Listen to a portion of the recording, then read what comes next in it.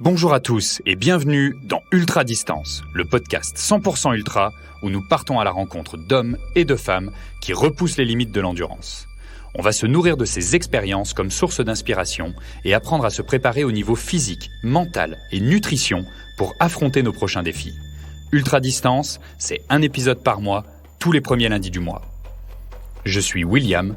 Et moi, c'est Mine. Nous sommes tous les deux des passionnés de trail running et nous sommes les cofondateurs de NAC, la marque de nutrition sportive pour l'ultra-distance.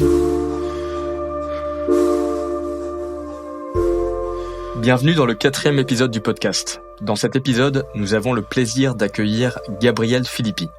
Gabriel Philippi est un alpiniste canadien, conférencier et auteur du livre Instinct de survie. En mai 2019, il est devenu le premier Canadien à gravir le mont Everest pour la 3e fois. Il fait partie des rares personnes qui ont gravi l'Everest et le Lhotse, le 4e plus haut sommet du monde, en moins de 24 heures. Il a voyagé dans plus de 40 pays et a atteint de nombreux sommets techniques. Il est également un coureur d'ultra-trail qui a complété l'ultra-trail 160 km de Bromont et l'ultra-trail Arikana 125 km.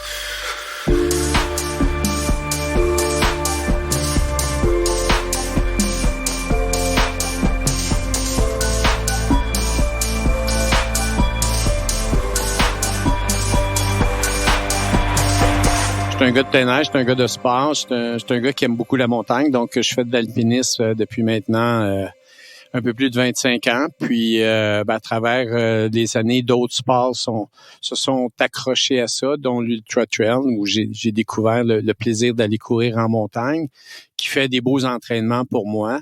Puis à travers ça, les conférences que je donne dans les entreprises viennent se joindre aux expéditions que je fais. Donc, les entreprises viennent chercher de l'inspiration, toutes sortes de thématiques qu'on peut aborder face à ce qu'on vit en montagne.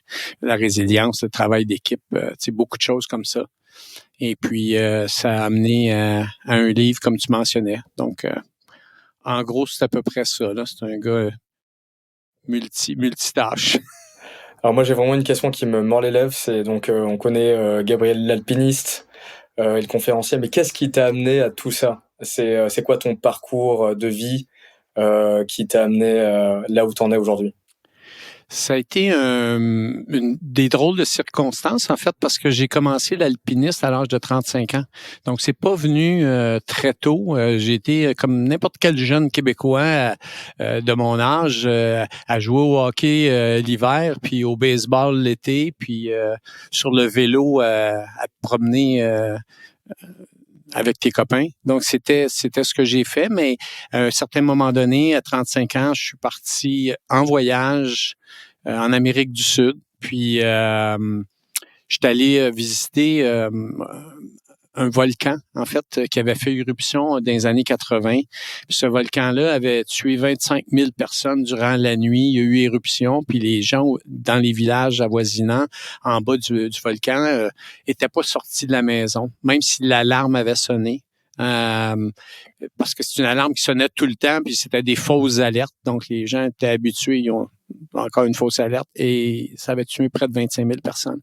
Donc, j'ai été visiter cet endroit-là, et on était vraiment à la base des neiges éternelles, autour de 4000 mètres.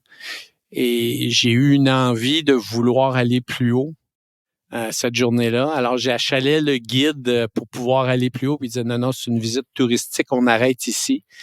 Et quand la visite a terminé, il a ramené tout le monde dans le minibus. Et il m'a dit, toi puis moi, on reste, on va y aller. Alors, on est parti vers le sommet de la montagne. Et c'est à ce moment-là que j'ai découvert un monde nouveau.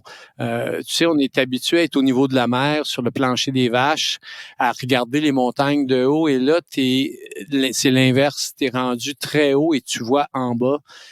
Cette perspective-là, pour moi, c'était quelque chose de magique de voir ça. Alors, quand je suis revenu, j'ai été voir un copain de travail, Patrice, je l'appelle mon gourou, qui faisait déjà beaucoup d'escalade à l'époque. Et j'avais dit, j'aimerais ça apprendre où aller grimper.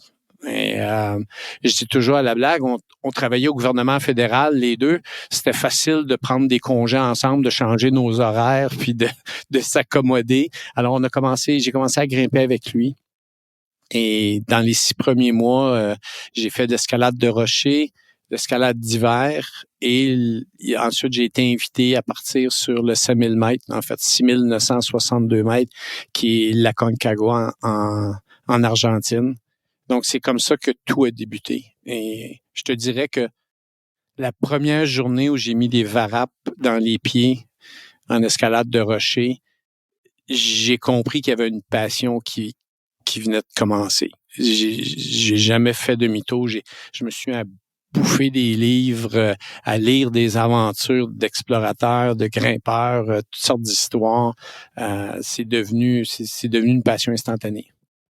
Et c'est là que c'est devenu ton métier, ou est-ce qu'il y a eu une période de transition, et quel était ton métier en fait avant ça? En fait, c'est ça. Je travaillais pour Transport Canada, aiguilleur du ciel. On était contrôleur aérien.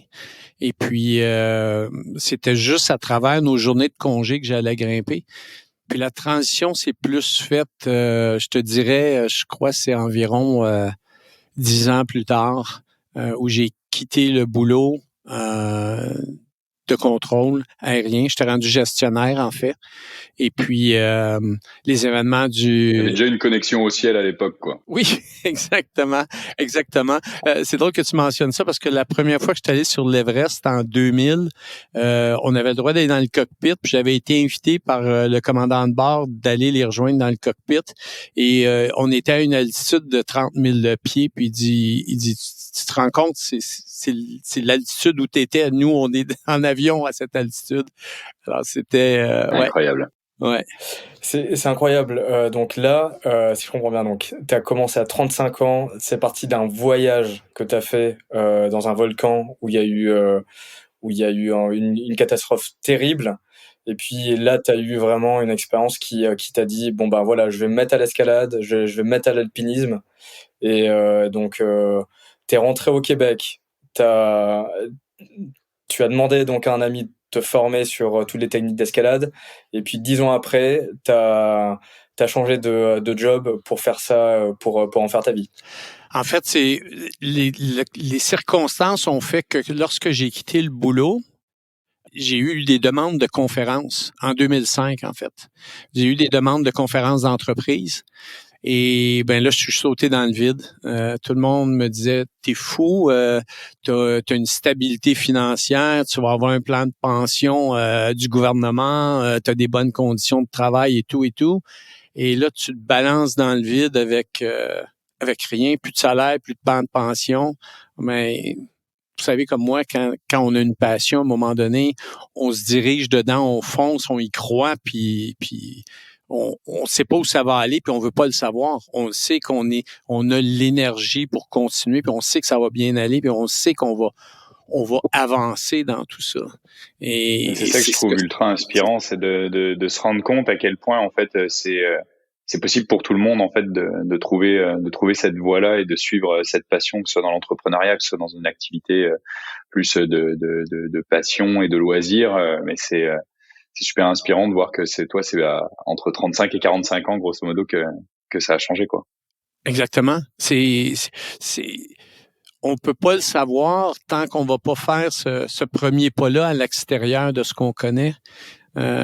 Puis je le mentionne souvent en conférence, lorsqu'on est sur une échelle, puis on traverse une échelle dans le glacier Khumbu qui a plein de crevasses, c'est là que tu te rends compte que ça prend juste un premier pas face à cette échelle-là pour t'enlever la peur que tu as de l'inconnu. Puis quand tu fais un deuxième pas, ben là, ta confiance avance. Puis c'est la même chose justement quand on se lance en affaires comme vous l'avez fait, comme les gens qui décident de se lancer dans n'importe quelle aventure, c'est de faire ce premier pas-là. Parce que le deuxième est beaucoup plus facile, puis le troisième, ben, ta confiance est à 100%, puis tu veux plus faire demi-tour. Donc, j'ai pas fait demi-tour. Je me suis lancé dans le vide avec ce nouveau boulot de conférencier. Puis, je dis toujours à la blague que Ben maintenant, quand je veux aller en expédition, si je veux prendre des vacances, je m'en vais dans la salle de bain, je me regarde devant le miroir, puis je demande à mon patron, est-ce que je peux prendre 2 mois de congé? Et le patron, dans le miroir, me dit, oui, tu peux. Ouais, comme tu dis, c'est vraiment le premier pas qui est le plus difficile à faire, effectivement. Parce que après, tu sais, c'est comme si tu vois un ultra trail, 160 km, tu dis waouh, genre comment est-ce que je vais être capable de faire tout ça? Mais voilà, si tu approches un ultra trail genre kilomètre après kilomètre, ou comme dans l'entrepreneuriat quand on s'est lancé avec Will, là les gens ils nous voient et puis ils nous demandent comment est-ce que vous avez fait pour bâtir cette compagnie. Mais voilà, on a commencé par des petites étapes, et c'est comme ça après qu'on construit quelque chose de gros après sur le long terme. Bon, en tout cas, si j'avais su, j'aurais fait comme Gabriel, quoi. J'aurais démarré ça tout seul pour pas avoir à demander à Mine pour prendre des vacances, quoi. Mais c'est vrai ce que tu dis, Mine, parce que tu sais, je vous ai quand même vu depuis les débuts de NAC. Je me souviens très bien dans vos premiers débuts, puis je vois tout ce que vous avez fait, comment vous avez progressé depuis le début. C'est incroyable. C'est plus des petits pas là, que vous prenez, là, c'est des pas de géants, puis c'est beau à voir. Puis c'est ça, si les gens sont capables de comprendre ça comme entrepreneur, comme athlète, comme personne qui est à la maison, qui décide de se lancer, c'est ça, c'est d'y aller, c'est de faire ce premier pas-là. Et est-ce que pour toi, le moment où c'est devenu sérieux, en fait, c'est le moment où tu as décidé de partir vraiment en affaires et de suivre cette carrière de conférencier, ou est-ce que ça a été encore après, ou est-ce que ça a été avant? Je sais pas. Par rapport aux conférences, tu parles? Par rapport à assumer, entre guillemets, tu sais, que ton métier était devenu vraiment un métier de conférencier, alpiniste professionnel, au même titre que nous, on a eu comme une période d'adaptation, tu sais, au début où tu quittes ton emploi, tu commences à te partir en affaires, on te demande ce que tu fais, tu sais, t'as un petit syndrome de l'imposteur, et tu sais, t'es jamais prêt au début à vraiment assumer le fait de dire, ben ouais, je suis un entrepreneur, ou tu sais, je suis chef d'entreprise, puis voici ce que je fais. Parce qu'au début, comme on mentionnait, c'est un peu tout petit, c'est étape par étape, tu fais un pas après l'autre. Ouais. À quel moment, pour toi, ça a pris vraiment cette envergure et que c'est devenu sérieux, quoi? En fait, du moment où j'ai donné ma démission au gouvernement fédéral, je me suis dit, mon nouveau boulot, c'est conférencier. Et c'est là-dessus que je dois travailler. Puis c'est évident, lorsqu'on commence quelque chose, il y a toujours une partie difficile parce que, comme tu mentionnes, le syndrome de l'imposteur, le fait de pas connaître ce nouveau domaine-là, on fait face à des gens qui sont déjà expérimentés dans ce qu'on fait. On m'avait toujours dit que 80% des conférences sont données par 20% des conférenciers. Donc, tu rentres dans un endroit où tu sais qu'il y a de la compétition, puis que c'est pas tout le monde qui va réussir à survivre dans ce monde-là. Donc, tu dois t'accrocher, puis je crois que c'est les expériences passées que j'ai eues qui ont fait que j'ai une résilience, que je dis toujours, je suis pas le meilleur grimpeur. Je suis pas le meilleur grimpeur sur la planète. Mais quand vient le temps de jouer avec le mental, là, tu vas me trouver sur ton chemin. C'est certain. Et ce mental-là m'a aidé au niveau du travail, au niveau de ce que je fais dans le sport, dans les longues distances de course, dans les expéditions. À chaque année, on se retrouve sur l'Everest. Il y a 800, 900 personnes sur la montagne. Ben, il y en a qui vont abandonner dès qu'ils vont avoir un premier petit souci, qui vont avoir un premier doute, qui vont avoir un petits pépins qu'ils n'auront pas prévus, qui ne sont pas capables de régler ou qui ne tenteront pas de régler quand il y a des solutions. Alors, ça, c'est ma force, c'est vraiment avec le mental. Est-ce que tu y es allé crescendo, en fait, dans tes premières expéditions, et ça a été quoi tes premières expéditions? Comment on se prépare, en fait, à devenir alpiniste, quoi? Ouais, en fait, je te dirais que les premiers 6 mois avec mon ami Patrice, ça a été de l'apprentissage au niveau de comment tout faire. Mais quand je me suis retrouvé sur l'Aconcagua, ce premier hiver-là, il y a eu 3% de succès sur la montagne, sur environ 500 grimpeurs. Puis c'était une année qui était exceptionnelle en termes de météo, parce que c'était pourri. Donc, 3%, et on a fait le sommet. Donc, j'ai tout le temps comme l'impression que je me suis lancé dans des gros projets au lieu de faire des petits pas en premier, commencer par des petites montagnes, tout ça. Donc, quand je suis sorti de la Concagua, pour moi, c'était je m'en vais sur l'Everest, c'est la plus haute. Toi, t'es le genre de gars qui, quand il s'inscrit à un événement, il regarde la plus grosse distance et il fait celui-là, quoi. Oui, je savais pas nager, j'ai appris à nager, mais pour apprendre à nager, je me suis inscrit à un Ironman. Donc, génial. Tu vois, c'est ma façon de faire. La trail, c'est un peu la même chose. La trail, je me suis balancé tout de suite dans le premier 65 km à l'UTHC. C'était ma première distance. J'ai pas commencé par quelque chose de plus petit. Ma conjointe a dit tout le temps, j'aime me mettre dans le trouble, j'aime souffrir, mais non, c'est le plaisir de se lancer ces défis-là, de voir comment nos limites vont être atteintes, puis de quelle façon on va gérer. J'aime gérer des longues étapes, des longues distances, des longues expéditions. Il se passe plein de choses. Tu apprends beaucoup sur une expé. Donc c'est vraiment dans le long où tu retrouves vraiment cette force et un peu le pen cave là comme on l'appelle. Ouais. C'est là où tu sors vraiment le meilleur de toi. Ouais, puis je me dis peut-être qu'avec l'âge, je vais redescendre à des petites distances pour être certain de les finir. Mais j'en doute.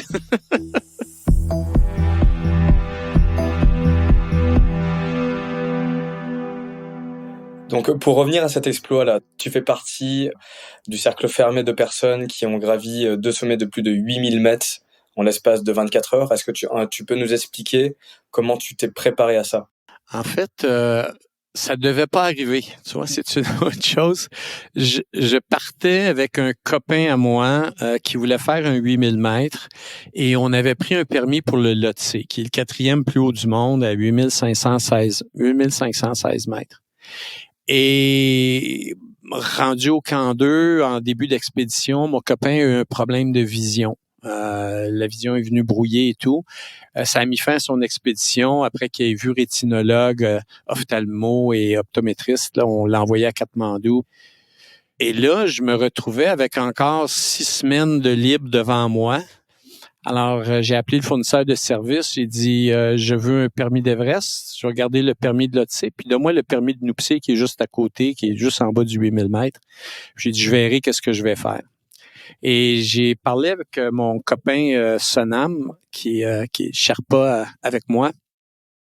Et c'est un jeune de 20 ans. Puis j'ai dit, qu'est-ce que tu dirais si on tentait l'Everest, puis on verra comment on se sent après, parce que on sait pas comment on va en ressortir après. Puis après ça, on pourrait essayer de faire le Lhotse. Il dit, si tu le fais, Gabriel, il dit, je pars avec toi. Alors, on s'est lancé dans cette idée folle-là. On était déjà en expédition. Et puis, on a rapetissé notre temps d'expédition parce que, je ne sais pas si vous vous souvenez, mais en 2019, il y a une photo qui a fait le tour du monde où on voit une filée de grimpeurs, sont environ 600 à la queue leu-leu. Oui. Et nous, quand on a su que tout le monde s'en allait dans cette période-là, qui était du 22 au 25 mai, c'est la période qu'on avait visée aussi, parce qu'il faut comprendre que sur l'Everest, lorsque tu tentes le sommet, il faut que tu regardes pour une fenêtre de beau temps, idéalement de 6 jours. Et les gens s'alignaient tous vers cette période-là. Et je me suis dit, non, moi, je veux pas me retrouver comme à la boucherie avec un numéro, puis t'attends ton tour. Alors, grâce à ma formation dans le contrôle aérien, j'avais de la formation en météorologie. Donc, je suis capable de lire des cartes météo et on s'est aperçu qu'on était capable de trouver une fenêtre de beau temps de 2 jours. Ça impliquait qu'on allait possiblement se faire brasser quelque part. Mais si on alignait les 2 journées de sommet d'Everest et Lhotse sur ces 2 belles journées-là, il y avait une possibilité. Et on est parti. Les 2 premières journées, ça s'est bien déroulé. La 3e journée, ça a brassé. On était autour de 5400 mètres d'altitude au camp 3 et on tenait la tente. On était à l'intérieur puis on tenait la tente pour pas se faire éjecter. Et le lendemain matin, il faisait beau ciel bleu. On est parti vers le camp 4 Et on a eu une journée merveilleuse. Il faisait moins 45 lorsqu'on a quitté le camp 4 à 8000 mètres d'altitude. Il faisait moins 45. On est arrivé au sommet. Moins 42. On est redescendu. On est resté dans la tente cet après-midi-là, la fin d'après-midi. On a passé quelques heures à se reposer, à essayer de manger un peu parce que le corps mange difficilement rendu à cette altitude-là. Le système digestif est hyper lent. Et on s'est lancé dans la fin de nuit, on s'est lancé vers le sommet de l'Otse qu'on a réussi à atteindre. Puis tout ça s'est fait en dedans de moins de 24 heures. Donc, on est resté vraiment surpris parce qu'on le faisait pas à la course, on l'a fait pour le plaisir. On voulait s'amuser, c'était l'objectif. Et même qu'on a parti en retard par 3 heures en retard lorsqu'on a quitté pour le sommet de l'Otse. Je disais, j'avais un ado de 20 ans avec moi, les ados aiment dormir, puis j'étais prêt de le réveiller. Et c'est quoi la plus grosse difficulté à gérer ou à anticiper sur un défi comme ça, justement? C'est la gestion de l'altitude, la gestion des conditions météorologiques, la gestion de l'alimentation. Tu disais, tu peux pas trop manger quand t'es en haute altitude, là. C'est vraiment une combinaison de différents éléments. Évidemment, la météo joue pour beaucoup. Qu'il fasse moins 45, ça nous dérange pas trop parce qu'on est bien habillé. Donc, on va plus jouer avec le facteur vent si pour la peau qui est exposée à ce moment-là où le danger va être. Puis c'est certain qu'à moins 45, on fonctionne moins rapidement. Donc, mais s'il fait beau, on va être capable de gérer ça. La nourriture, c'est vraiment un des problèmes les plus difficiles parce que, comme je mentionnais, c'est vraiment au niveau de la digestion qui est difficile. Je vais te donner un exemple. Si je prends une barre NAC, je serais pas capable de la manger au complet. Je serais pas capable de manger la moitié au complet. Je vais vraiment, dans mon sac Ziploc, elle va être en petits morceaux. Et à travers la journée, je vais juste me prendre un petit morceau dans la bouche. Je vais essayer de le laisser fondre le plus possible pour l'aider quand il va rentrer, quand il va être absorbé. Il va être capable de faire son travail plus que rester comme un moton quelque part dans l'estomac où il va avoir de la difficulté à passer puis à digérer. Donc, c'est une façon que je dois procéder. C'est quoi qui rend la digestion plus difficile, justement? C'est quoi? C'est l'altitude, l'oxygène, la circulation du sang? Oui, c'est vraiment ton corps est tout ton corps est au ralenti. En fait, je mentionne toujours lorsqu'on rentre dans la zone de la mort, là, au-dessus de 7500 mètres, le corps va prioriser les organes vitaux. Le cœur, foie, poumon, rein, il va vraiment prioriser ça. Et par la suite, il va travailler sur le reste du corps pour l'énergie qu'il va avoir par rapport à l'oxygène qui est manquante. C'est pour ça qu'on voit beaucoup de grimpeurs qui reviennent avec des gelures puis des engelures, des doigts qui se font amputer parce que il va oublier les extrémités. Le corps va oublier les extrémités si tu n'as pas assez d'oxygène. Et évidemment, le système digestif, c'en est un autre qui écope beaucoup, où tu pourras pas manger grand-chose. On travaille pas fort là, nous ici. Là. On est en pause le temps que tu es à cette altitude-là. Et t'as un objectif d'un nombre de calories à l'heure ou de comment tu monitores justement cette alimentation-là? Parce que j'imagine que si tu te fais une hypoglycémie quand tu es à 7500 mètres, là, ça peut être hyper dangereux également, quoi. T'as toujours l'objectif, en fait, c'est que rendu à cette altitude-là, t'aimerais manger n'importe quoi en quantité industrielle. T'aimerais avoir un buffet à volonté, puis tu regardes pas ce que tu manges, tu fais juste bouffer. Te donner une idée, la journée du sommet, on perd 14 000 calories. La journée précédant le sommet, tu perds 8 à 10 000 calories. Et tu peux pas ingurgiter plus qu'un 1500 calories par jour rendu à ces altitudes-là. Donc, t'as un énorme déficit, quoi. Oh oui. On maigrit beaucoup. Il y a une concentration qui se perd. Donc, la prise de décision qu'on voit souvent, qui est pas faite par les gens, justement, c'est le cerveau est affecté.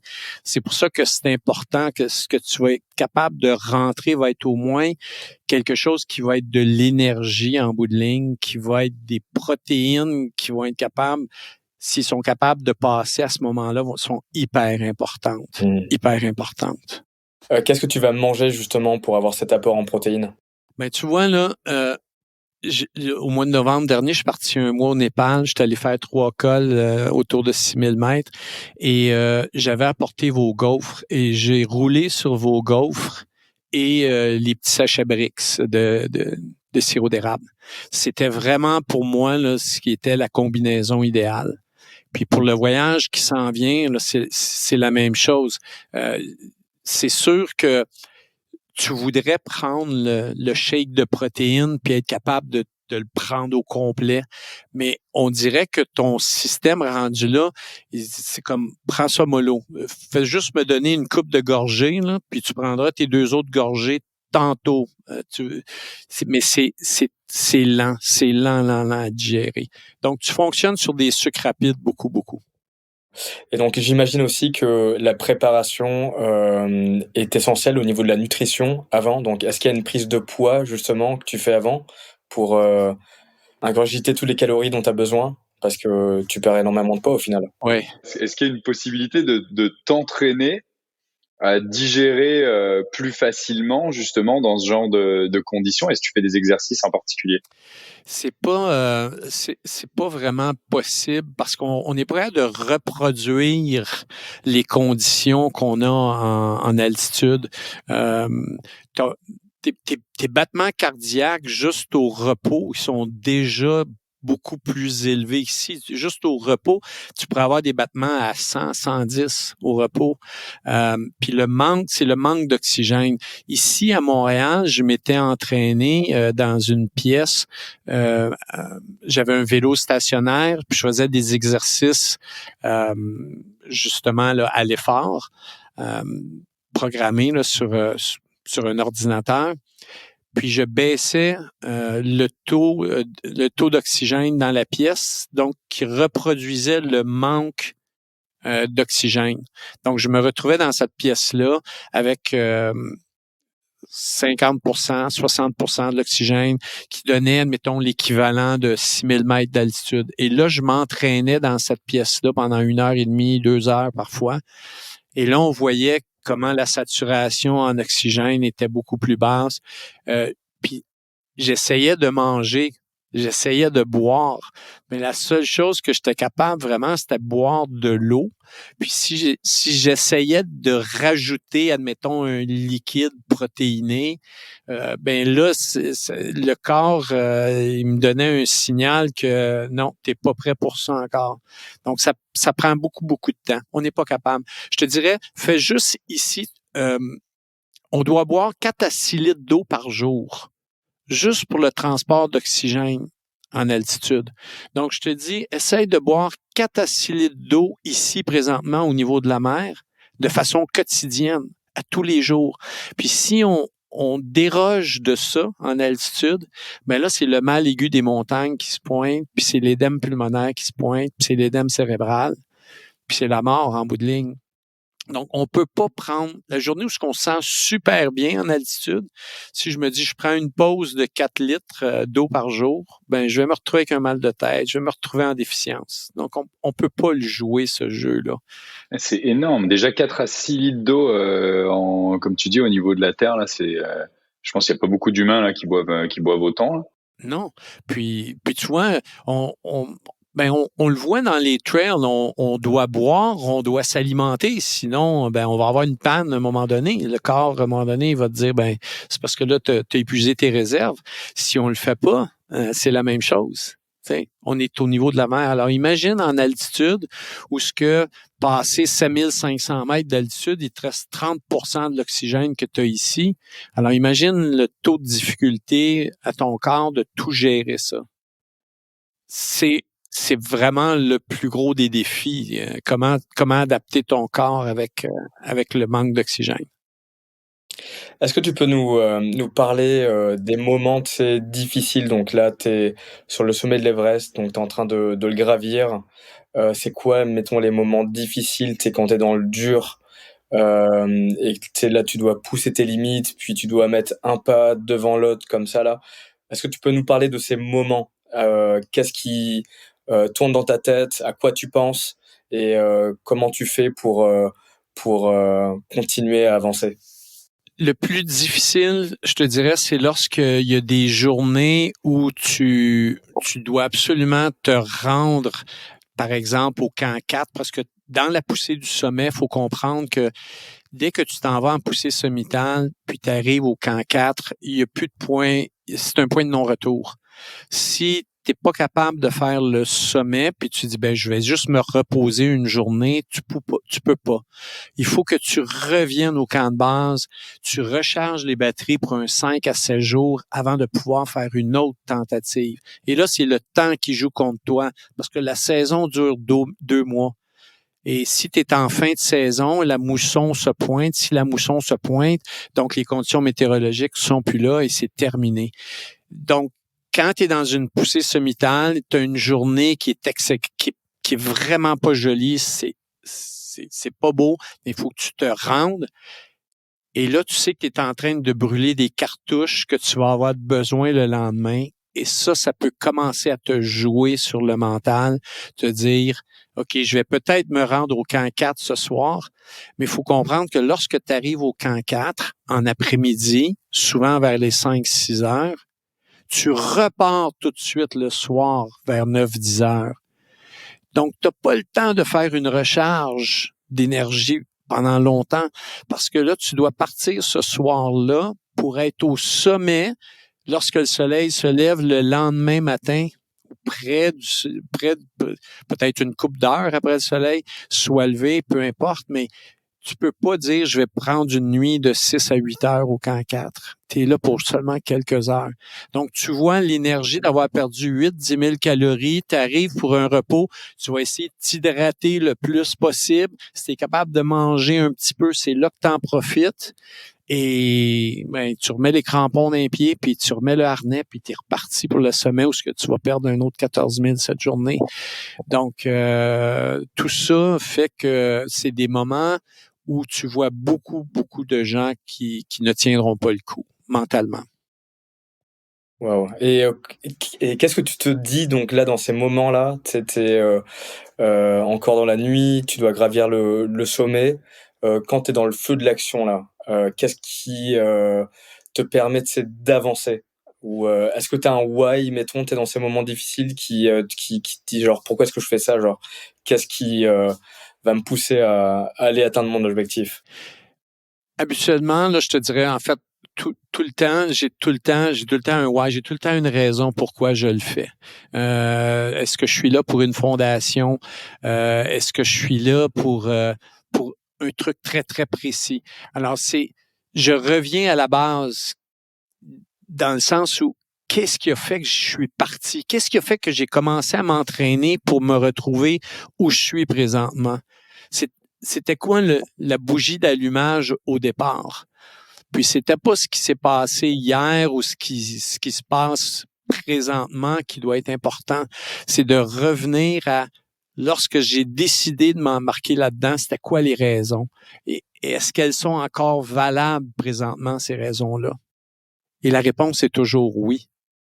Parce que tu comprends que ton ennemi, c'est ce qui joue dans la tête. Puis ce qui joue dans la tête, c'est toi qui viens le planter. C'est toi qui décides de changer cet aspect-là positif que tu avais au départ, cet aspect-là de l'excitation du projet que tu as décidé de réaliser, la course que tu as décidé de faire. Puis quand tu avances, à un moment donné, puis tu te mets ces idées négatives-là dans la tête, moi, je les enlève tout de suite. J'ai tout le temps dit, j'ai tout le temps eu un petit goût des fois amer dans la bouche d'un abandon, mais en bout de ligne, l'abandon, il repart tout de suite. Pour une raison très simple, ça n'existe pas dans moi. J'adore cette idée-là de revenir vraiment à la base, aux fondations, etc. Est-ce que tu peux nous en dire un peu plus là-dedans? C'est quoi, genre, qu'est-ce que tu te dis exactement? Qu'est-ce qui te tient à ton objectif? Je me dis, j'ai déjà passé au travers d'épreuves plus difficiles. Je vois pas pourquoi celle-là, je la réussirais pas. Et là, je sors mon coffre d'outils. Comment je me suis sorti de la merde dans les autres expériences Puis, l'important, c'est toujours de rester calme face à tout ça. Si je me dis, est-ce que j'ai vu cet imprévu-là avant de partir? Si oui, de quelle façon cet imprévu-là, j'avais décidé que j'allais le régler? Puis quand on reste dans un moment calme, on va arriver à trouver une solution. On va avoir une solution. Pour moi, il y a toujours une solution à quelque chose. Puis souvent, c'est parce je dis toujours que l'adversité a juste un but. L'adversité, le but, c'est de te faire abandonner. Et pour toi, ça devient une excuse pourquoi tu abandonnes si tu vas dans ce sens-là. Ça te donne une excuse d'abandonner, puis tu as une raison maintenant d'arrêter. Et pour moi, c'est pas vrai que l'adversité va gagner. Donc, j'en fais mon ami. L'adversité devient mon ami. Je vais lui montrer que je suis capable d'être plus fort qu'elle. J'adore cette idée de faire de l'adversité son ami. C'est génial comme idée. Donc, tu sors ta boîte à outils. Oui. Et puis, tu ramènes ça vraiment à des choses très simples. Puis donc, quel outil je vais sortir aujourd'hui pour combattre l'adversité? Oui, puis tu vois, souvent, en fait, il y a quelque chose qui m'est resté souvent. En 2000, j'avais pas réussi le sommet de l'Everest. Et puis, lorsque je suis retourné en 2005, une de nos filles m'avait dit, à l'époque, elle avait 6 ans, puis elle m'avait dit, hey Gab, dit, tu vas pas abandonner, hein? Tu sais, une petite bonne femme, Maud de ses 6 ans, qui te dit ça, tu dis, il y a quelque chose en arrière. Donc, j'ai dit, qu'est-ce? J'ai dit, non, elle dit, pourquoi tu dis ça? Et elle faisait du triathlon. Et son coach lui avait dit, si jamais, durant le triathlon, tu n'es plus capable de nager ton 25 mètres, ben, mets-toi sur le dos, puis laisse-toi flotter, puis tu vas y arriver à ton 25 mètres de cette façon-là. Puis après ça, tu vas aller dans la zone de transition, tu vas prendre ton vélo, puis tu vas faire ton vélo, ton 5 km de vélo. Puis si jamais tu n'es plus capable de pédaler, ben tu vas te mettre à côté de ton vélo, puis tu vas marcher jusqu'à temps que tu reviennes à la zone de transition. Et là, tu vas partir à courir, faire ta course de ton triathlon jusqu'au fil d'arrivée. Puis si jamais tu n'es plus capable de courir, ben tu marcheras jusqu'au fil d'arrivée. Parce que le plus important là-dedans, c'est que tu n'auras pas abandonné. Parce que si tu abandonnes une fois, ça va être trop facile par la suite, après ça, d'abandonner une deuxième puis une troisième fois. Et l'abandon va devenir une habitude. Tandis que de finir de cette façon-là, tu vas apprendre que c'est important de finir, que tu es capable de finir, puis la prochaine fois que tu vas penser à abandonner, ça va sortir de ta tête tout de suite parce que tu vas avoir appris que tu es capable de terminer une deuxième, puis une troisième fois, puis une quatrième fois. Et ça me revient quand j'étais en expédition. Wow. Magnifique. Je trouve ça vraiment beau. Ça me rappelle toi, Mine, quand t'avais des ampoules sur l'UTHC. Que t'as eu des ampoules au bout du 5e kilomètre et que tu t'es rendu au 65e, quoi. Yes. C'est génial, ouais. Ça m'arrive souvent, ouais. Et ce qui est beau aussi, voilà, de souligner ça, c'est que, tu sais, c'est un exploit en soi. Tu sais, un ultra trail, ou monter sur l'Everest, ou même faire un marathon, tu vois. Peu importe le temps que tu fais, que ça soit en 2 heures comme Kipchoge ou une personne, tu sais, qui fait son premier marathon et qui le finit en 5 heures, c'est quand même un exploit là, tu vois. Je mentionne toujours, on n'est pas en compétition contre personne, on est en compétition contre soi-même. En fait, c'est contre soi-même qu'on se lance un défi.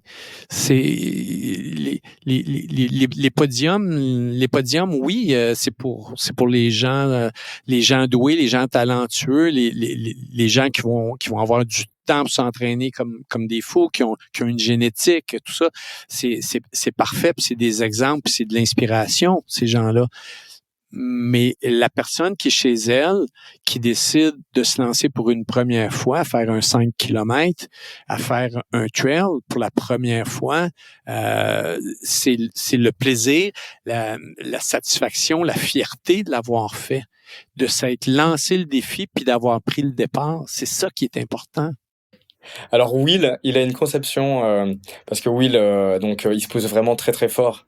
En parlant du THC, là, le dernier qu'on a fait, le 125, il s'est poussé à fond là avec un groupe de coureurs pour le finir en dessous des 18 heures. Et Will, c'est vraiment la mentalité de ça passe ou ça casse, quoi. Donc Will, il est vraiment impressionnant aussi dans cette mentalité à pousser très loin dans ses limites et à se faire très très mal jusqu'à vomir sur la ligne d'arrivée ou arriver avec des crampes. Et je me rappelle à la fin de l'UTHC, Will, il pouvait plus marcher là. Il était il était dead. J'étais en PLS. Donc c'est aussi c'est un autre mindset. Donc Will, Mais si tu veux dis-toi quand partager même ça. que cet UTHC-là, mon objectif, c'était de le finir avant tout. Et c'était ce que je m'étais donné parce que quand j'étais venu l'année d'avant, où j'avais fait le 65 km, justement, pour le coup, j'avais abandonné et j'étais pas allé au bout de la course, un petit peu, tu sais, comme tu disais, puis ça résonne beaucoup avec moi quand tu parles de se chercher des raisons d'abandonner. Mais je me suis trompé dans le parcours, j'étais plus du tout sur les temps, tu vois, que j'avais visualisé, et je suis parti avec un groupe de tête où je me suis pris un énorme coup de bambou, et j'avais plus envie de le finir parce que j'étais plus sur ce que je m'étais fixé, et j'ai pas voulu, si tu veux, continuer à affronter cette adversité en me disant ben si tu vas te pousser, tu vas te mettre un coup de pied aux fesses, et tu vas arriver à, tu sais, à aller traverser la ligne d'arrivée. Et au final, j'aurais été capable de le faire, et j'ai beaucoup regretté d'avoir pris cette décision, tu vois, de finalement mettre le clignotant et m'arrêter sur le côté et pas décider de repartir. Et j'ai trop facilement pris la décision, tu vois, de m'arrêter. Et après, j'étais sur le ravito, je servais tout le monde qui passait, et j'ai passé du temps avec tout le monde, et j'avais encore beaucoup d'énergie. Et je me suis dit, franchement, tu vois, c'est pas un bel exemple, et j'aurais dû continuer et finir cette course.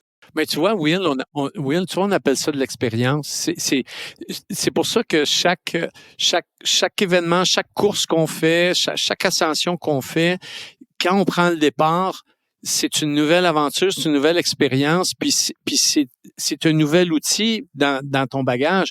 La prochaine course que tu vas faire, tu as déjà des réponses si cette situation-là se présente.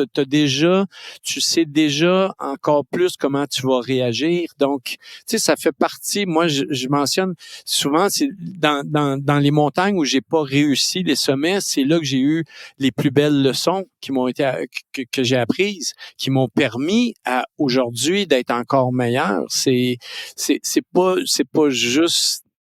juste les fois où on réussit quelque chose. Je dis tout le temps, si on fait quelque chose où ça semble facile, c'est parce qu'on n'a pas travaillé assez fort, c'est parce qu'on s'est pas poussé assez. C'est sûr que si tu mets le clignotant puis tu te mets à vomir sur le côté, je pense que tu as atteint une certaine limite, là. mais tu sais, c'est ça. Je pense que les montagnes qui ont pas été gravies jusqu'au sommet m'ont donné des leçons qui ont fait que j'ai été plus près la prochaine fois. J'ai été encore meilleur, encore mieux préparé, encore mieux adapté, planifié, tout ça. J'aimerais trop retourner un petit peu dans l'expé là avec tu sais, avec les deux sommets, et j'aimerais ça là te demander de nous raconter vraiment tu sais, un petit peu la différente chronologie là de cet événement là, et de nous faire voyager un petit peu avec toi là pour qu'on se rende compte de ce que c'est que de gravir deux sommets de 8000 mètres là en moins de 24 heures. Ouais, l'expédition dure 2 mois parce qu'on doit faire le processus d'acclimatation. Donc, là, c'est le temps au corps de produire ses globules rouges. Donc, les 10 premières journées, on part d'un petit village à 2800 mètres d'altitude. Donc, déjà, à cette altitude-là, c'est là que les premiers symptômes de mal aigu des montagnes ont été rapportés au niveau médical. Donc, dès qu'on débute le trek, il faut vraiment prendre le temps de marcher lentement et de commencer à boire 4 litres d'eau par jour à partir de cette journée-là. 8 à 10 jours pour se rendre au camp de base qui est à 5300 mètres d'altitude. Et à partir du camp de base, là, on va faire ce qu'on appelle le yo-yo. On va partir du camp de base, on va monter au camp 1 pour une nuit. Le camp 1 est à 6000 mètres. Si cette nuit-là s'est bien passée, on va se diriger vers le camp 2, qui est à 6500 mètres d'altitude. Et au camp 2, on va essayer de rester là environ 4 jours, à être actif autour du camp pour tout simplement continuer à faire la production de globules rouges à ce moment-là. Et on va revenir au camp de base. On va se reposer quelques jours, reprendre de l'énergie, regarder la météo, se préparer pour une deuxième rotation. On va partir maintenant que notre corps devrait être acclimaté correctement. On va passer tout droit le camp 1, on va aller directement au camp 2. Rendu au camp 2, on va passer encore un 4-5 jours à cet endroit-là. Et idéalement, durant cette rotation-là, on va essayer de s'en aller tranquillement vers on doit passer par le Lhotse sur une partie du Lhotse. Le camp 3, qui se situe autour de 7300, 7500 mètres, c'est une paroi très inclinée. Donc, les campements peuvent pas tous être au même endroit. Donc, ça joue, les dernières années, ça joue entre 7100, 7500 mètres d'altitude, les campements. Donc, tranquillement, dans cette deuxième rotation-là, tu vas essayer d'aller toucher à 7000 mètres et revenir au camp 2 pour redescendre au camp de base. Donc, tu vois le processus de yo-yo qu'on fait monte-descend, monte-descend. On revient, et les équipes ont une troisième rotation où là, l'objectif, c'est d'aller au camp 2 et de vraiment aller au camp 3. On couche de moins en moins au camp 3 parce que c'est une paroi qui est très inclinée pour les avalanches, très dangereuse. Les Sherpas ne veulent pas coucher là. Donc, l'important, c'est d'aller, ce qu'on dit touch Camp 3. On va toucher le camp 3. On va aller là en avant-midi. On va prendre une pause. On va laisser le corps s'acclimater. Reviens au camp 2, reviens au camp de base. Et à ce moment-là, là, on parle d'environ 5-6 semaines de fête déjà dans l'expédition. Cette période-là termine l'acclimatation. Parce qu'à partir du camp 3 jusqu'au sommet, il n'y a plus aucune acclimatation possible. On est à 30% d'oxygène maintenant restant. Donc, il n'y a plus rien à acclimater. Le corps a fini son acclimatation. Et c'est là, lorsque tu as terminé ces 3 rotations-là, que tu te reposes au camp de base et tu regardes la météo pour avoir ces fameux 6 jours de beau temps qui vont te permettre de faire l'ascension de l'Everest en 4 jours. Donc, on va aller directement au camp 2 dans la première journée, le camp 3 la journée suivante, le camp 4 dans la troisième journée. Et comme je mentionnais, tu vas partir dans la soirée de la journée numéro 3 pour être au sommet le matin de la journée 4, pour revenir au camp 4. Personne couche au sommet. Pour revenir coucher au camp 4 cette quatrième journée-là et 2 jours de descente pour revenir au camp de base. Donc, wow, quel process, quoi. Oui. Et moi, j'ai un peu innové en montagne en coupant une des rotations. Mes clients qui viennent avec moi ne font que 2 rotations parce qu'on s'entend, on est sur montagne dangereuse et je veux éviter le fameux glacier Khumbu, le passer à répétition comme ça. Et ce que je fais, c'est que j'amène mes clients sur un 6000 mètres qui est près de l'Everest. Et on va commencer notre première rotation sur ce 6000 mètres-là. On va terminer cette première rotation-là sur ce sommet-là. Lorsqu'on arrive au camp de base, on va déjà avoir fait la première rotation qui est camp de base, camp 1, camp 2. Donc, mes gens ont déjà ça d'acquis. On traverse le glacier Khumbu d'une façon plus rapide parce que c'est ce que tu t'aperçois. Plus tu es acclimaté, plus tu es capable de fonctionner rapidement. Donc, on fait seulement 2 rotations sur l'Everest avant de faire le sommet. Et dans ton projet là, quand tu as monté l'Everest d'abord et le Lhotse après, et est-ce qu'il y a une connexion rapide entre les deux ou tu dois redescendre à une altitude super basse? Comment ça fonctionne exactement? En fait, quand on a fait ce projet-là, lorsqu'on a fait le sommet, on a fait le sommet le 15 mai. On se souvient très bien, on a regardé nos montres, il était 11h11 le 15 mai. On est revenu au camp 4, se reposer, faire bouillir un peu d'eau parce que dans la journée, on était parti avec seulement 1 litre d'eau chacun. Alors, quand je te disais qu'on est 4 à 6 litres d'eau, on était vraiment en dessous de ce qu'on devait prendre. Et en très haute altitude, ce qui est recommandé, c'est 6 à 8 litres d'eau par jour. Alors, on était épuisés, on était partis avec 1 litre chacun. On est revenu se reposer. Puis on est parti vers 1h le matin, vers le Lhotse. Et on s'est retrouvé au sommet de Lhotse. En fait, on a quitté le camp 4 d'Everest et on a redescendu un peu plus bas l'Everest pour rejoindre le couloir qui commence à monter vers le Lhotse. Donc, on a redescendu une section plus basse pour remonter après ça le Lhotse. Et dans la même journée du sommet de Lhotse, on est redescendu directement au camp 2 d'Everest. Donc, ça a été quand même une journée très longue, mais écoute, on avait la météo qui était idéale.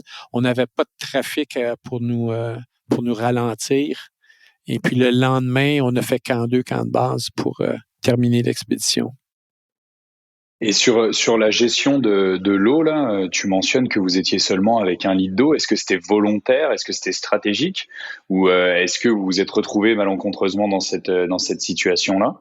Et la deuxième question, c'est au niveau de l'eau, comment vous fonctionnez? Parce que j'imagine que tu te trimbales pas toujours avec 6 litres d'eau dans ton camelback, là. Non, exactement. Vu qu'il fait très froid, on utilise des fameuses bouteilles inalgènes d'1 litre avec un isolant. Et puis, on entraîne 2. Une journée du sommet, on entraîne 2 parce que normalement, ce que tu fais lorsque tu arrives au camp 4, l'objectif, c'est de boire le plus que tu peux. Donc, tu pars au moins avec un maximum de liquide dans le corps.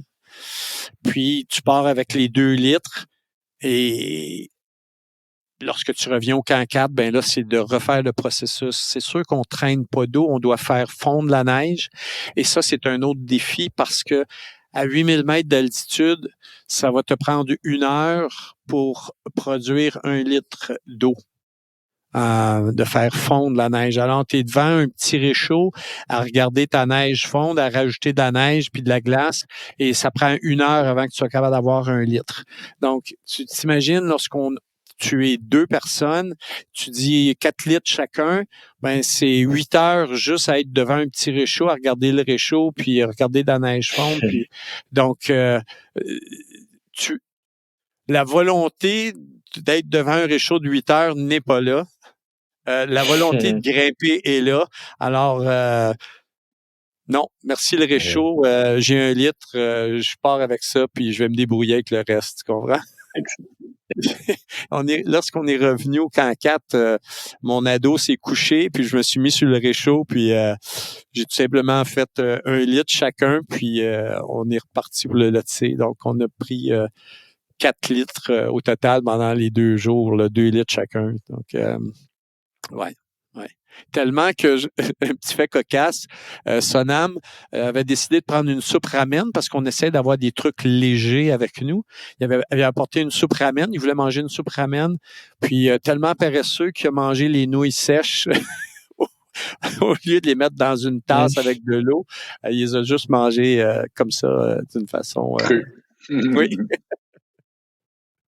Est-ce que tu peux nous dire, c'est quoi le transfert d'expérience entre l'alpinisme et l'ultra trail? Ah, tu vois, moi, j'ai découvert l'Ultra Trail d'une façon assez spéciale.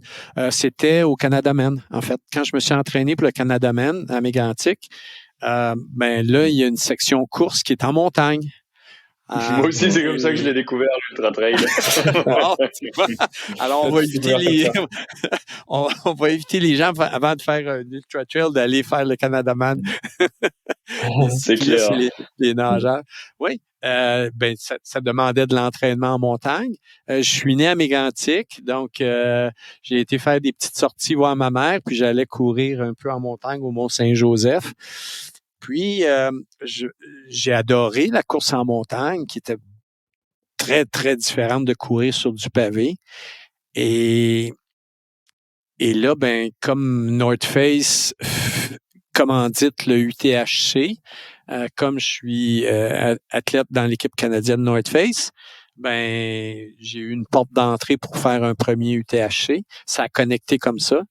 Écoute, j'ai découvert un monde fantastique, la trail, la camaraderie, les paysages, se lancer un défi personnel, ce que tu vis, ce que tu ressens, tout ce qui se passe là-dessus, c'est un sport magnifique.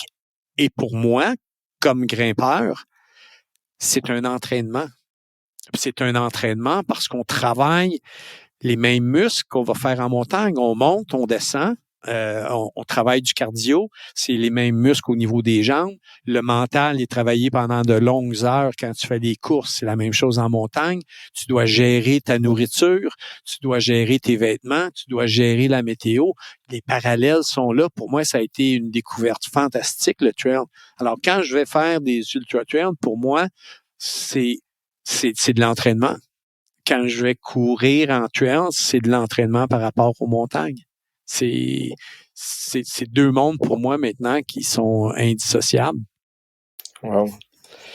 Est-ce que tu peux nous parler aussi, donc il y a une année où tu as fait l'UTHC 125 pour la première fois et tu as dû t'arrêter au kilomètre 99 parce que tu as eu une mauvaise nouvelle dans ta famille, donc tu as pris cette décision difficile de t'arrêter à ce moment-là. Est-ce que tu peux nous en parler un peu plus?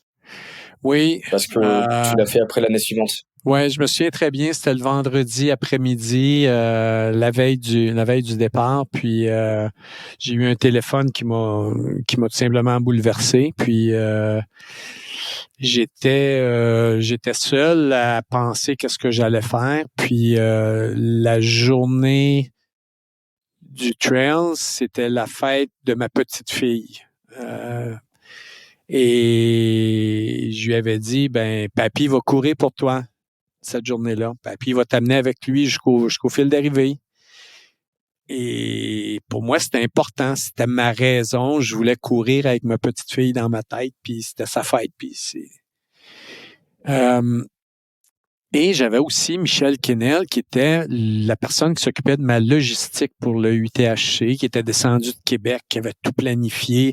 Michel était chez North Face, il connaît tous les vêtements. J'avais pas besoin de me poser la question. Il dit, OK, là, tu vas mettre ça, la météo, c'est ça qu'il va y avoir. Là, tu te changes, puis t'es mouillé, tu prends ça. La nourriture, il me suivait à tous les ravitaux. Et j'étais déchiré à prendre une décision de je quitte par rapport à la nouvelle ou je reste pour ces deux raisons-là que je viens de te mentionner. Et j'ai jamais voulu abandonner quelqu'un. Je voulais pas abandonner Michel. Je voulais pas abandonner ma petite. J'ai dit, je vais prendre le départ. Et j'ai pris le départ. Et dès le départ, dès que j'ai traversé la ligne de départ, je savais que j'étais pas là pour les bonnes raisons. Et durant tout le long dans ma tête, ça se battait à t'es pas là pour les bonnes raisons, qu'est-ce que tu fais? Puis j'essayais de me mettre dans le mood, de m'enlever ça de la tête. Je me disais, ça va être fini dans 25 heures ton affaire. Là. Continue, tu repenseras dans 25 heures.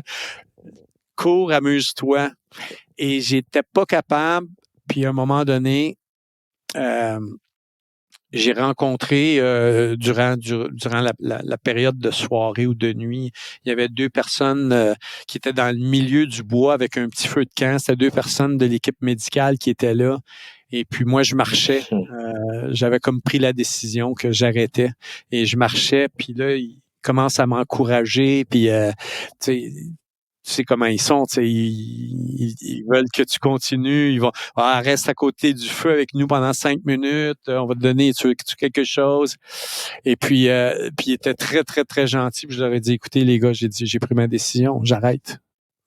C'était fait dans ma tête parce qu'à ce moment-là, je me suis rendu compte que je le faisais vraiment pas pour les bonnes raisons. Je me suis dit je vais me reprendre pour ma petite fille, je vais en refaire une autre. Dans des conditions qui vont être meilleures.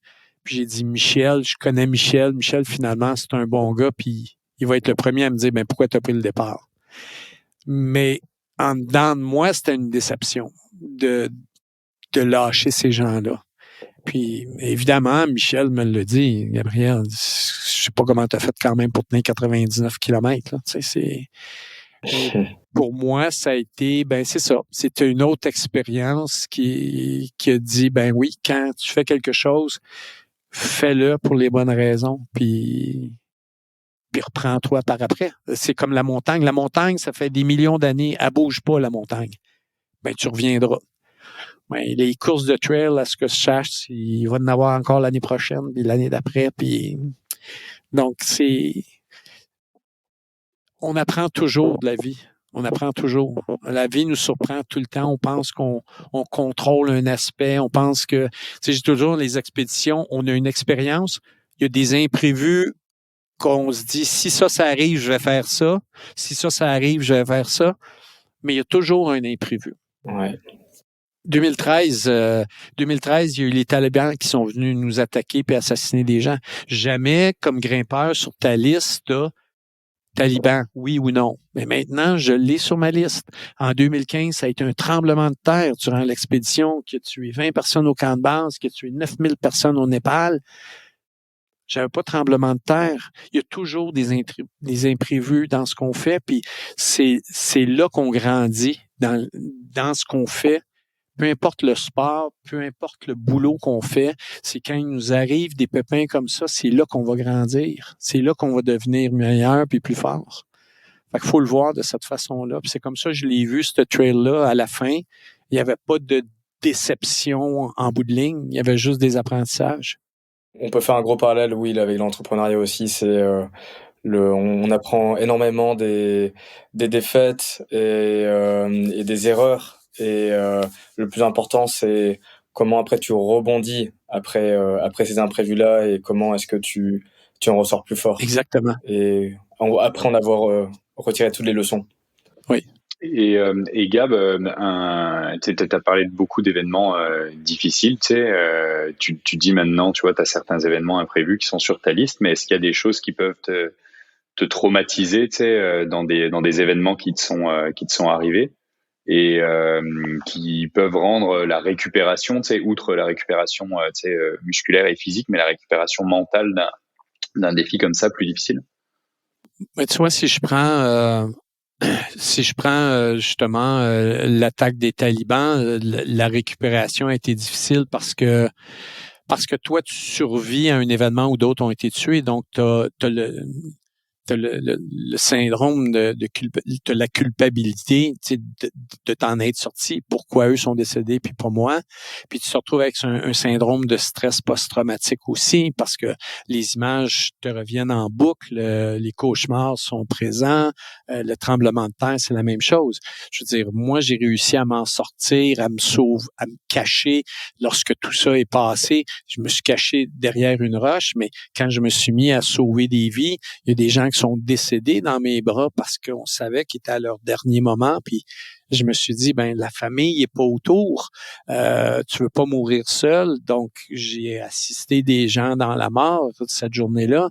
Et tu reviens avec ces images-là en boucle qui viennent te chercher, t'es encore un autre stress post-traumatique. Donc, de retourner à l'entraînement, c'est pas faisable, même si tu voulais, ta tête est pas là.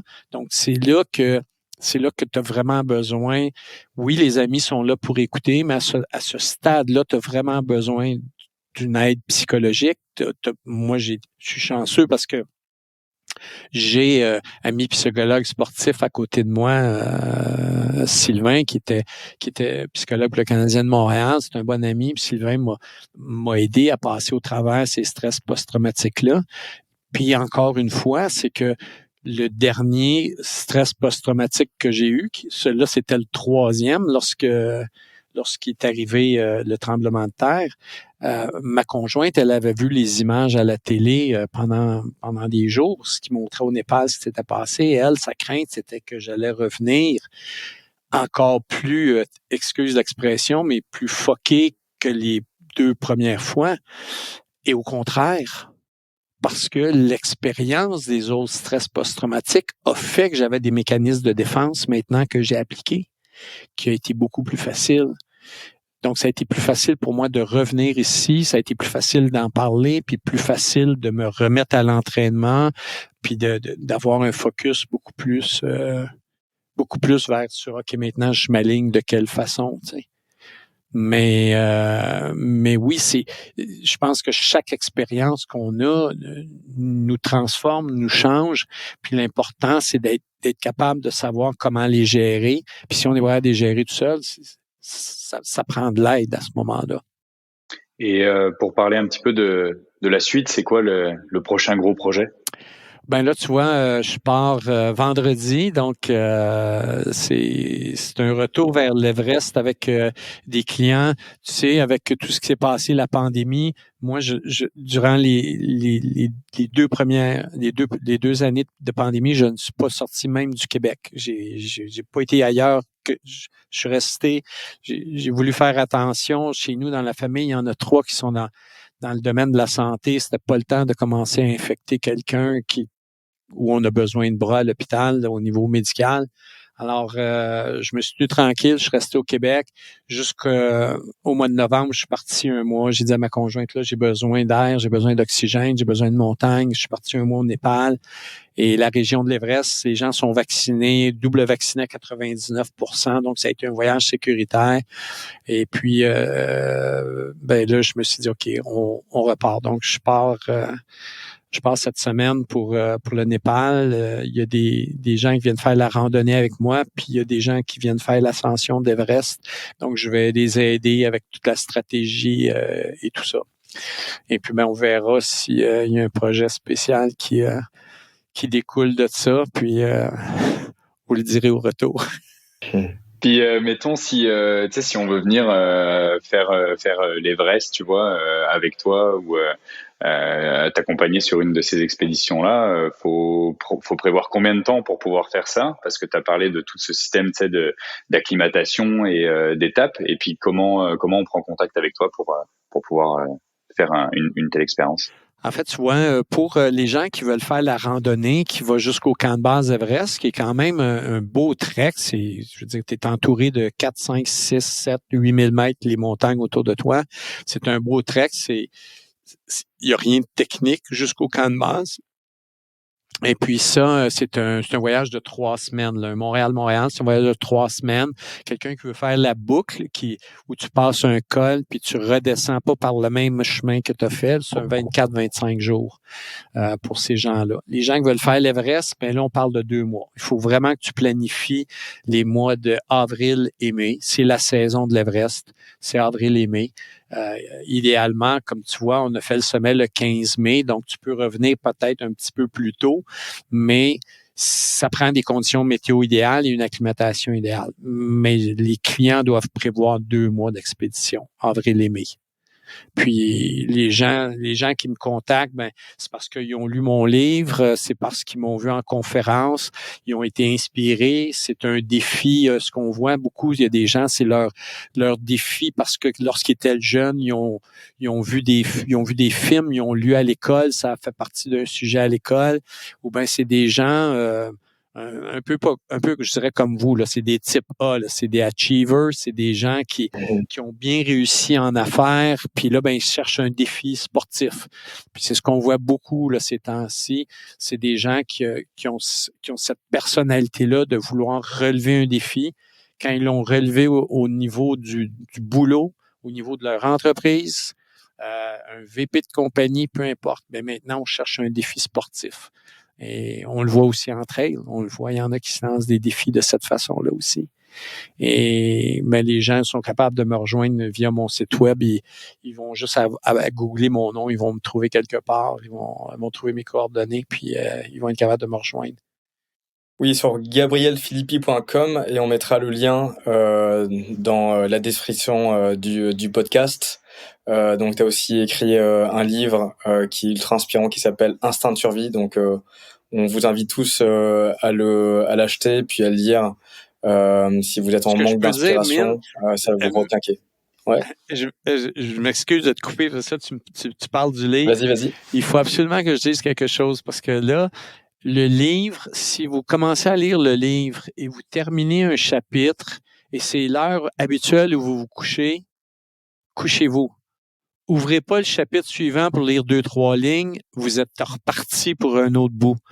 Le livre est accrocheur. Puis c'est les gens qui me l'ont dit. Les gens m'écrivaient, me disaient, je suis arrivé en retard au boulot ce matin, c'est de ta faute, j'ai lu jusqu'à 4 heures de la nuit.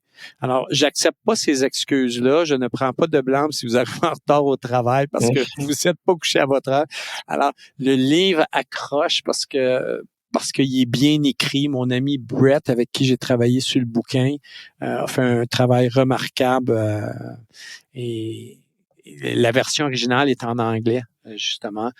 Pour les gens qui sont capables de lire dans les deux langues, je recommande l'anglais parce que c'est comme si tu vas voir un film, tu vas voir la version originale anglaise quand c'est Jack Nicholson qui joue, là. Excellent. Et on t'en a pas du tout parlé, mais pourtant tu dois être un des premiers témoins de ça. Mais c'est le réchauffement climatique et puis l'impact un petit peu, tu vois, justement dans les montagnes. Est-ce que toi, à ton niveau, quand tu vas justement monter différents sommets, t'es témoin de ce genre de choses et comment tu as vu ça évoluer là dans les dernières années? Oui, les changements climatiques, on les voit. C'est certain. J'ai souvent pris l'exemple en 2000, lorsque j'étais allé en 2000 sur l'Everest. 5 ans plus tard, en 2005, j'avais vu déjà le glacier qui avait rétréci du dernier village jusque vers le camp de base, qui avait rétréci de beaucoup et qui avait beaucoup tassé vers la montagne. La portion plus vers la terre c'était parti, ça avait fondu. La dernière expédition qu'on a fait à l'Everest, le Lhotse, lorsqu'on est redescendu la dernière journée dans le glacier Khumbu, c'était des rivières qui coulaient dans le glacier. Et ça, normalement, on voyait ça vraiment quand la mousson arrivait et nous, on était facilement 2 semaines en avant du temps. Et c'est un phénomène qu'on voit de plus en plus à chaque année. On voit le changement. Il y a quelqu'un qui a fait une exposition à une année sur l'Everest. Dans toute la région de l'Everest, il avait pris des photos il y a 25 ans, puis aujourd'hui, il y a des endroits qui n'ont plus une once de glace. Il y a des endroits qui ont des lacs qui ont disparu carrément. Et on le voit ces changements-là. On peut pas rester indifférent avec tout ce qu'on voit. Et puis, tu sais, on parle beaucoup d'environnement ces temps-ci, des changements climatiques.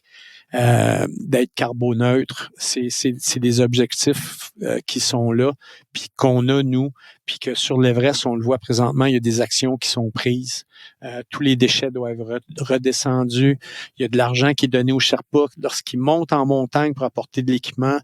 Ils redescendent avec des déchets. Ils sont payés au kilo qui redescendent. Ils font un revenu supplémentaire. On est dans un parc national. C'est rendu très strict. Et sur le permis, on a un 5 000 US qu'on peut perdre si on ne suit pas les règles. Il faut être éco-responsable. Il faut que les gens prennent ça vraiment sérieusement. On peut pas laisser ça aux prochaines générations si on fait rien, définitivement. Est-ce que tu penses qu'on peut améliorer encore, mettons, ou limiter le nombre de déchets qu'il y a sur l'Everest? C'est quoi les axes d'amélioration? Oui, en fait, tu vois, là, présentement, le gouvernement a déjà pris un autre pas. Dans le parc, les bouteilles de plastique vont être éliminées. Je crois que c'est cette année ou l'an prochain. Je crois que c'est l'an prochain, ils vont mettre ça en place. Les bouteilles de plastique vont être éliminées. Il va falloir que tu arrives avec tes bouteilles, que tu fasses des remplissages d'eau d'une façon différente. Puis sur l'Everest, présentement, on voit moi j'ai vu beaucoup d'améliorations sur le versant du Népal, le versant sud, le versant chinois, parce que l'Everest est à la frontière du Tibet et du Népal. Donc sur le versant chinois, qui est le versant tibétain, le versant nord, les Chinois sont encore à des années-lumière au niveau de l'environnement. Il y a encore beaucoup de travail à faire. Je sais que durant la pandémie, c'était donné comme mandat d'en profiter pour amener des équipes chinoises à faire du nettoyage. On verra en 2023 parce que la montagne est encore fermée cette année du côté chinois. Donc, on verra en 2023 si on fait du ménage, mais c'était beaucoup plus désolant sur l'autre côté parce qu'il faut dire que du côté chinois, tu peux te rendre en Jeep jusqu'au camp de base. Il y a une route qui avait été construite en asphalte jusqu'au dernier village pour les Olympiques de 2008 parce que les Chinois amenaient la flamme. Donc, ils ont construit une route d'asphalte. Donc, les gens peuvent se rendre jusqu'au camp de base par la route, ce qui est un peu désolant aussi. côté népalais ils font beaucoup de travail. On voit beaucoup d'améliorations. Est-ce que tu penses qu'un jour, ça sera possible de faire une expédition sur l'Everest, sur le toit du monde, zéro déchet, sans déchets? Je te dirais que ça s'en vient. Yes. Je te dirais que ça s'en vient. Super. Bah écoute, nous, on va continuer d'innover là-dedans aussi pour proposer des solutions. Définitivement. Super. Un gros merci, Gab, pour cette conversation, pour ce beau moment. Donc voilà, allez sur gabrielphilippi.com. Est-ce que tu as un mot à faire passer, un message spécial à faire passer à notre audience, à notre communauté? Écoute, moi, tout ce que je peux dire aux gens, c'est de continuer à aller jouer dehors, de continuer à aller se découvrir en tant que personne, juste d'aller bouger à l'extérieur, d'aller, vous allez faire des nouveaux amis, vous allez vous lancer des nouveaux défis. Puis ça, ben, il y a pas rien de plus précieux que la santé. Lorsque j'ai fait la tournée de conférences publiques pour ramasser des sous pour la famille de Sonam, qui sont 5 petits orphelins, on a réussi à ramasser de l'argent pour les 4 sœurs pour aller à l'université, terminer l'université. Et je terminais les conférences en disant, avec tout ce que j'ai vécu, les fois où j'ai passé près de mourir, il y a une chose que je constate, c'est que la vie est fragile, puis qu'on doit la vivre à tous les jours, à chaque heure, à chaque minute, puis à chaque seconde, parce que ça repasse pas, ça. Alors, c'est d'en profiter, puis de rester en santé. Alors, allez jouer dehors, allez vous amuser, allez courir la trail, c'est magnifique, si c'est du pavé, allez en pavé, allez juste jouer dehors, amenez des amis qui ont jamais sorti, prenez une personne autour de vous qui a jamais bougé, amenez-la sur un petit projet, puis on va être encore plus de gens sur les trails à s'amuser puis à s'encourager pour les prochains UTHC, les prochains Ultra Trail qu'on va faire. Puis à vous deux, messieurs, continuez votre ascension. Vous êtes vraiment beau à voir aller. Depuis le début, je vous suis, puis c'est fantastique ce que vous faites. Puis vous êtes vraiment des joueurs importants dans tout ce qui est trail, puis de sport, puis de plein air. Continuez autant côté sportif que professionnel, puis je suis sûr que je vais vous voir au sommet d'Everest un jour. Yes, c'est clair. Je signe tout de suite. Ouais. Moi aussi, pareil. Merci beaucoup, Gab. Merci pour l'épisode. Merci pour le podcast. Merci beaucoup, les gars. Qu'est-ce que tu as appris de cet épisode avec Gabriel?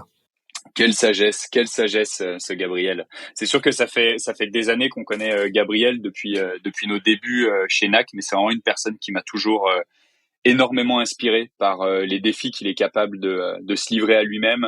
Il y a toute une section qu'on n'a pas du tout couvert, mais sur notamment sa peur de l'eau et de justement braver tout ça en allant faire un Ironman et en se lançant des défis comme ça de dingue et se mettre dans des situations d'inconfort vraiment terribles et lentement toujours aller au bout et vaincre chaque chose qui va se dresser devant lui. Je trouve ça vraiment très impressionnant de la part de Gabriel, quoi.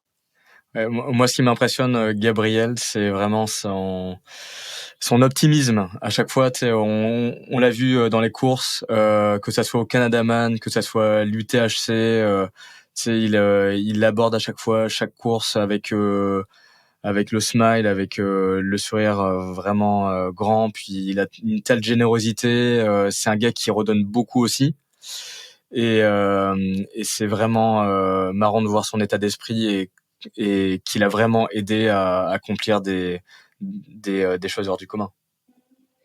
Et personnellement, j'ai vu évidemment plusieurs documentaires sur l'alpinisme, dont le film justement le documentaire 14 sommets, 14 Summits sur Netflix, que j'ai trouvé très intéressant et qui m'a permis de découvrir un petit peu le milieu. Mais j'étais loin de m'imaginer en fait le délai de préparation pour aller justement faire un sommet à plus de 8000 en fait dans ces niveaux d'altitude, et que ça prenait des semaines et des semaines en fait de préparation pour pouvoir se rendre là, pour finalement aller gravir le sommet en quelques heures. Donc c'est tellement long, mais en même temps très court sur la période intense en fait du moment où tu vas gravir le sommet, que je trouve ça absolument fascinant, quoi. Ouais, ce qui était intéressant aussi, c'était d'apprendre comment l'ultra trail l'aide dans sa préparation pour l'alpinisme, parce que c'est normalement d'endurance, d'ultra distance, et puis après t'as aussi tous les facteurs environnementaux que tu dois prendre en compte, parce que c'est des décisions qui sont que tu dois prendre vraiment sur l'instant. Et la nature est toujours plus forte que l'humain, donc avoir cette humilité d'accepter vraiment les choses pour prendre les bonnes décisions qui peuvent être mortelles, tu vois, si tu prends les mauvaises décisions. Et puis c'est vraiment ça qui m'a marqué dans cet épisode aussi. Oui, tout à fait. Il en a fait les frais. Il en parle notamment dans son livre donc d'instinct de survie. Donc c'est sûr que l'enjeu dans l'alpinisme est encore beaucoup plus grand que dans l'ultra trail, mais ça prend d'avoir ce respect pour les éléments autour de nous, la nature. Et je trouve que Gabriel le fait vraiment à la perfection. Donc merci Gabriel de t'être joint à nous dans cet épisode d'Ultra Distance. C'était vraiment un plaisir de t'avoir parmi nous et de pouvoir te faire découvrir au sein de toute notre audience. Si vous souhaitez nous aider, c'est très simple. Vous avez 3 manières de le faire. Vous pouvez vous abonner sur la plateforme de streaming de votre choix, noter et rédiger un avis sur Apple Podcast ou Spotify, et finalement en parler largement autour de vous ou partager cet épisode sur les réseaux sociaux. Merci à tous et à bientôt dans un prochain épisode d'Ultra Distance.